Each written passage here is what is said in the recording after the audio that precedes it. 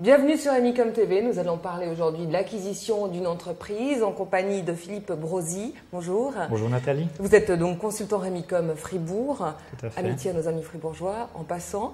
Alors première question, quelles sont les raisons principales qui peuvent motiver quelqu'un à acquérir une entreprise ?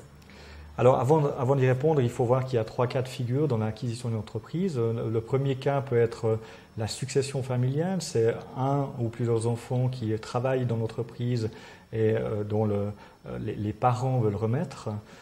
Donc ça, je dirais, les raisons sont peut-être différentes que si on avait le deuxième cas de figure qui est la transmission en interne, où là c'est le cas d'employés ou de cadres qui sont dans cette entreprise et qui désirent racheter les parts sociales.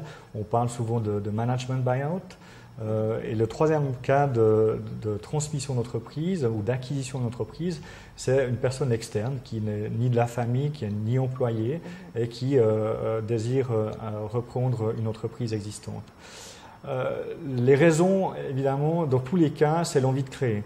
Lorsqu'on reprend une entreprise, il y a cette envie, ce besoin de créer, alors peut-être pas forcément des nouveaux emplois, mais peut-être de maintenir des emplois actuels et puis de créer des nouveaux marchés, de créer, je dirais, la vie d'une entreprise. Avec un produit déjà existant, si c'est une reprise. Voilà, dans ce cas-là, si c'est le cas de reprise d'entreprise, ça serait un produit ou un marché existant. Une autre raison, c'est le besoin d'indépendance. C'est une étape de la vie, je pense. Certaines personnes qui ont acquis une certaine expérience, qui ont peut-être des responsabilités au sein d'une entreprise, souvent se font la réflexion, mais est-ce que je ne pourrais pas dépenser cette énergie ou ce temps pour moi-même et puis c'est à ce moment-là qu'ils décident de passer le pas d'acquérir une entreprise.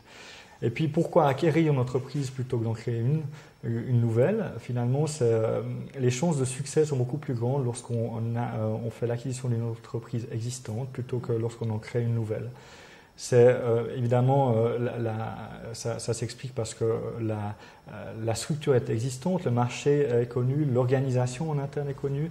Alors c'est vrai que le point essentiel ou l'élément essentiel, c'est lorsqu'on achète une entreprise existante, c'est l'investissement financier. Si on fait une start-up, on peut démarrer avec un investissement financier qui est plus faible, mais évidemment on démarrera avec un potentiel de marché qui est beaucoup plus faible. En dehors de l'aspect financier, qui peut se lancer véritablement? Qui a toutes les cartes en main pour se lancer, pour arriver à son but de reprendre une entreprise? Oui. Alors, il n'y a pas de profil type. On ne naît pas chef d'entreprise. Ce n'est pas marqué le jour de sa naissance qu'on va être chef d'entreprise. On le devient. Et souvent, c'est dans le cadre d'opportunités qui se présentent et qu'on décide de saisir. Parce que des fois, les opportunités se présentent, mais on pense que ce n'est pas le moment, on n'y pense même pas. Donc, c'est vraiment... ça peut être donné à tout le monde. Il n'y a pas de cadre type de chef d'entreprise. Mais évidemment, tout le monde ne peut pas devenir chef d'entreprise. On dit toujours qu'un bon employé n'est pas forcément un bon chef d'entreprise ou un bon patron. Évidemment, un mauvais employé sera rarement un bon patron également. Donc, ce n'est pas nécessaire d'être le bon employé, le spécialiste de la branche.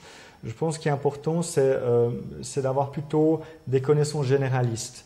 Lorsque vous êtes un bon spécialiste, vous pourrez mieux appréhender le marché, la production, mais finalement, être chef d'entreprise, c'est être un petit peu un chef d'orchestre. C'est diriger gérer des équipes, c'est diriger son orchestre, et puis c'est d'avoir une vue d'ensemble du fonctionnement de cette entreprise.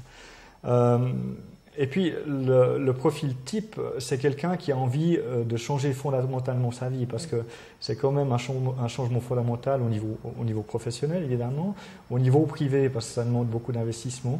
Alors, c'est clair qu'il ne faut pas tout donner pour son entreprise, mais généralement, lorsqu'on reprend une entreprise, je dirais la proportion qu'on passe au loisir ou à la famille diminue.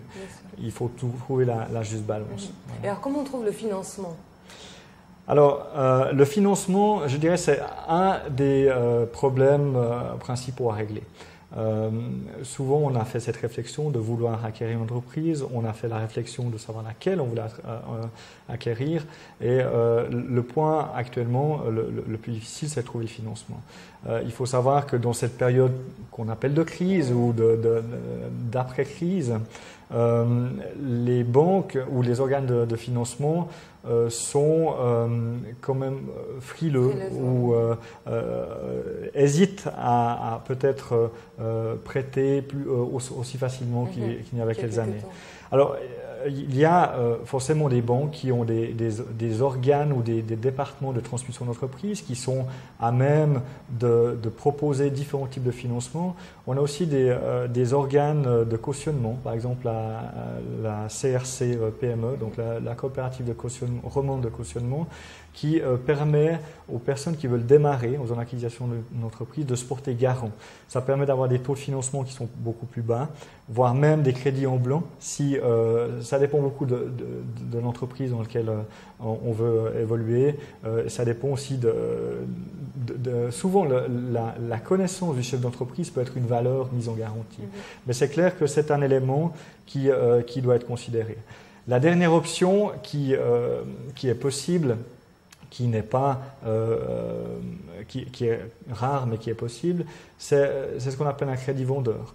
Dans ce cas-là, la personne qui voudrait vendre son entreprise, qui a, je dirais, identifié le repreneur, qui a toute confiance, qui pense que c'est la personne qui doit reprendre le flambeau, mais qui n'a peut-être pas la totalité des apports financiers. Dans certains cas, le vendeur, dans ce cas-là, est prêt à faire ce qu'on appelle un crédit vendeur, c'est-à-dire vendre peut-être une partie de ses actions, peut-être pas la totalité, ou de vendre une totalité d'actions, mais de garder certaines actions garanties, ou alors faire un simple crédit à la personne qui reprend. Je dirais ça fonctionne lorsque le vendeur connaît bien son entreprise et est sûr qu'au passage de flambeau, la continuité va être là, et puis a confiance en la personne qui reprend. Vous connaissez des cas où l'entreprise a coulé après une acquisition ? Non, je ne connais pas de cas, fort heureusement, où l'entreprise a coulé. Je connais des cas où les premières années étaient difficiles, mais heureusement pas des cas où l'entreprise a dû fermer. Et quelles sont les préoccupations principales de l'acquéreur ? Alors, les principales préoccupations de l'acquéreur, on l'a dit, la première préoccupation, c'est évidemment le prix. Parce que c'est ce qui va déterminer si le deal est possible, si je peux m'exprimer ainsi. Mais ça se passe plutôt avant. Avant de se préoccuper de comment on va diriger son entreprise. Souvent, quand la personne est en place, la partie prix est déjà solutionnée. Une préoccupation qui revient souvent, c'est l'accompagnement du vendeur. Il est important, et souvent ça fait partie de la transaction, ça fait même partie du contrat de vente, que le vendeur puisse accompagner la personne qui reprend le flambeau.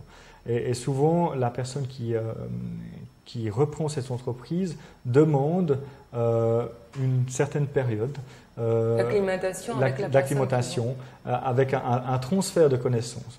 Donc ça, c'est une des préoccupations, et s'assurer que le vendeur ne dise pas « voilà les clés, bonne chance et débrouillez-vous ». Et puis aussi peut-être d'un autre côté que le vendeur soit épaulé, parce que ce n'est pas forcément facile de se défaire de son entreprise. Tout à fait. Ce n'est pas toujours les conditions. Tout à fait. Une des autres préoccupations, c'est évidemment la continuité. Il veut s'assurer que lorsqu'il reprendra cette entreprise, le fait que le dirigeant qui était en place part, qui souvent est le moteur de cette entreprise, ne fasse pas que les activités périclitent ou diminuent. Ça, c'est le point essentiel. C'est qu'il n'y ait pas forcément justement des licenciements qu'on conserve. Voilà, tout à fait. Ou alors que les clients suivent aussi, ça, c'est le point important. Et qu'est-ce qui arrive parfois dans les cas de ces vendeurs ? Est-ce que c'est souvent parce qu'ils partent à la retraite, ou est-ce qu'ils peuvent redevenir employés cette entreprise? Alors, il y a différents cas de figure. Il y a le départ à la retraite, évidemment. J'ai des clients, par exemple, qui décident de repartir dans leur pays d'origine, donc qui sont venus en Suisse, qui ont acheté une entreprise, ou qui ont créé une entreprise et qui ont décidé de rentrer chez eux. Donc, c'est des personnes qui sont loin de l'âge de la retraite, mais qui décident de remettre. Ou alors des personnes qui tout simplement ont envie de changer d'horizon, envie pas forcément de revenir employé, mais peut-être d'aller dans un autre domaine, tout en restant chef d'entreprise. Vous avez un dernier conseil à donner peut-être à de potentielles personnes qui ont le désir d'acquérir une entreprise? Alors oui, je dirais le conseil que je donnerais, c'est que pour les personnes qui sont motivées, que c'est l'option qu'il faut choisir, je les encourage vivement à le faire, parce que même si c'est une décision qui est importante pour sa vie personnelle et professionnelle, c'est quand même une phase qui apporte beaucoup. C'est un échange avec ses employés, avec ses clients, et je pense que c'est beaucoup de satisfaction. Merci beaucoup Philippe Rosier. On se retrouvera pour parler encore d'autres choses autour de l'acquisition d'une entreprise. Merci de nous avoir suivis. À bientôt.